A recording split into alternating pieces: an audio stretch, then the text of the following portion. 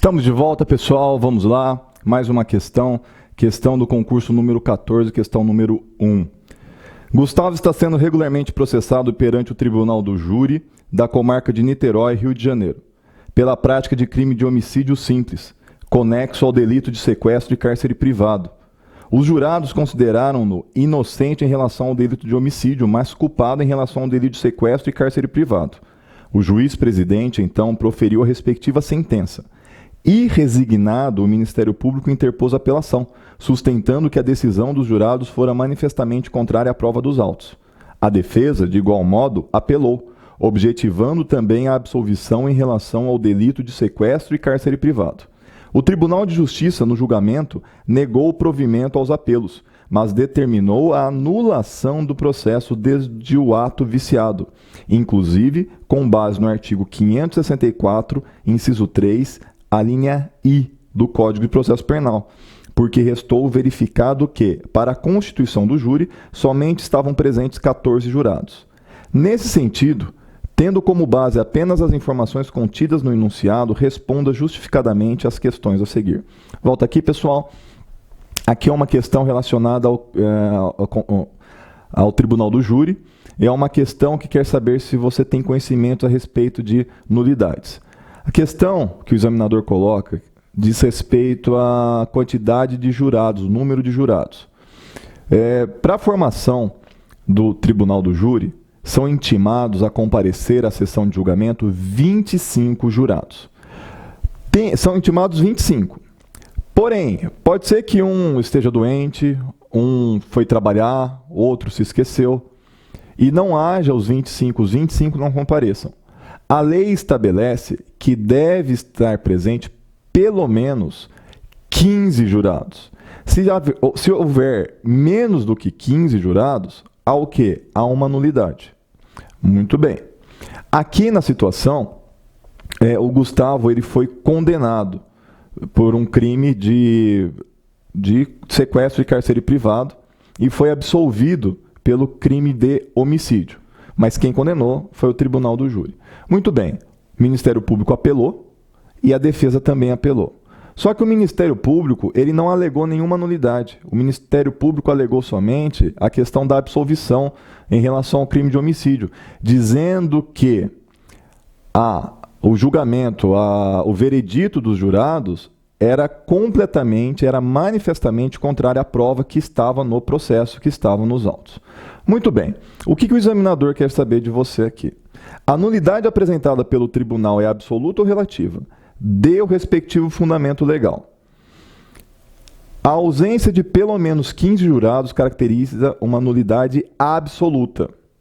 Tal conclusão se extrai da análise do artigo 564, inciso 3, a linha I do Código de Processo Penal, em conjunto com o artigo 572, também do Código de Processo Penal, sendo que este último estabelece as nulidades relativas, ou seja, aquelas que se sanam caso não sejam alegadas em tempo oportuno, não estando indicada em referido dispositivo a questão apresentada no enunciado. Olha, volta aqui para mim. Então vejam vocês. Você tem que conhecer o Código de Processo Penal quando ele trata a respeito das nulidades. O artigo 572, ele fala das nulidades relativas.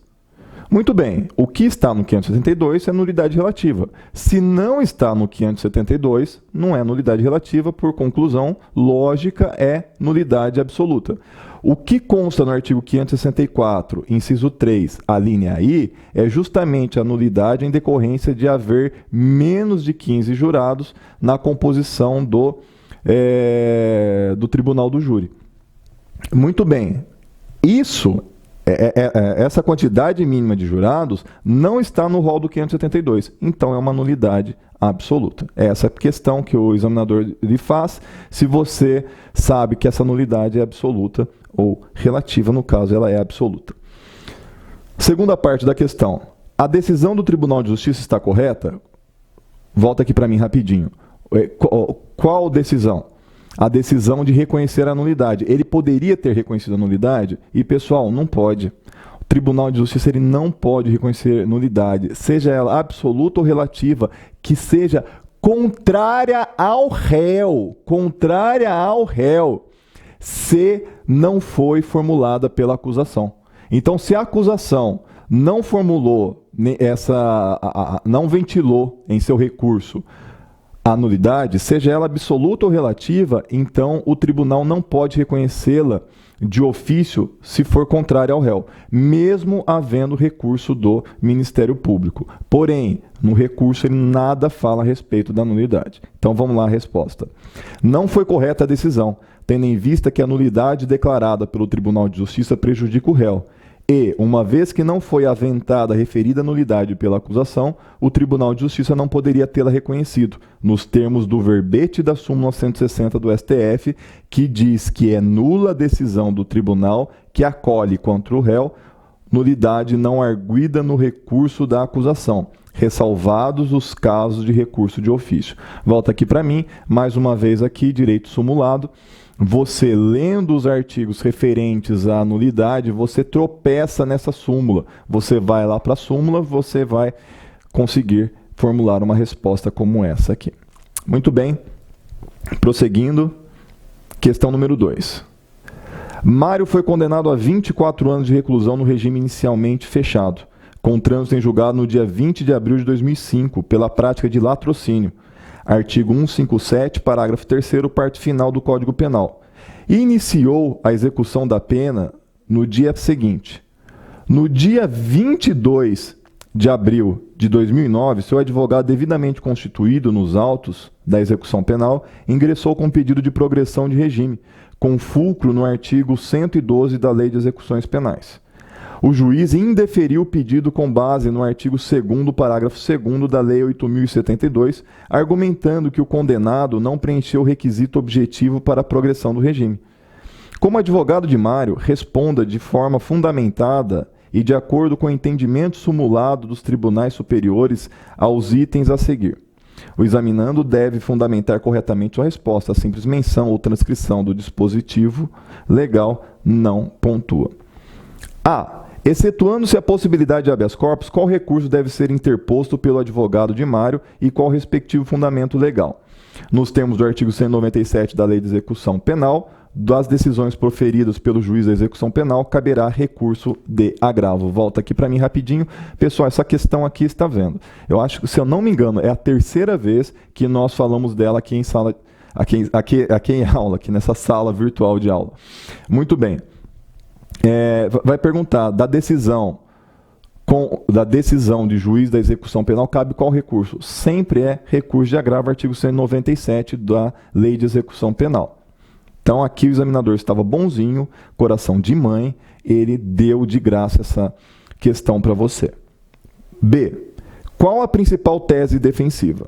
A principal tese defensiva a ser alegada em favor de Mário deve se basear na inaplicabilidade do estabelecido no artigo 2º, parágrafo 2º da Lei 8.072 de 1990, que prevê que para a progressão de regime, no caso dos condenados aos crimes hediondos, dar-se-á após o cumprimento de 2/5 da pena, se o apenado for primário, e de 3/5 se reincidente.